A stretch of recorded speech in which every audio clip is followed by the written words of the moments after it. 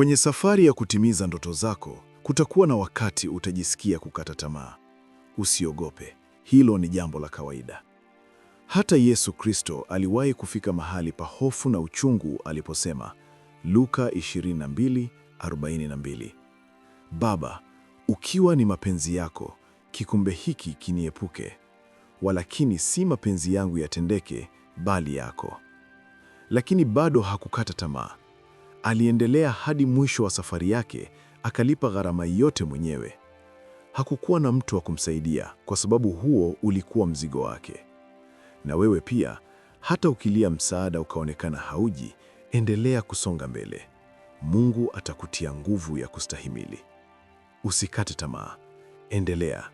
Ushindi uko mbele yako. Hili ni Neno Kweli.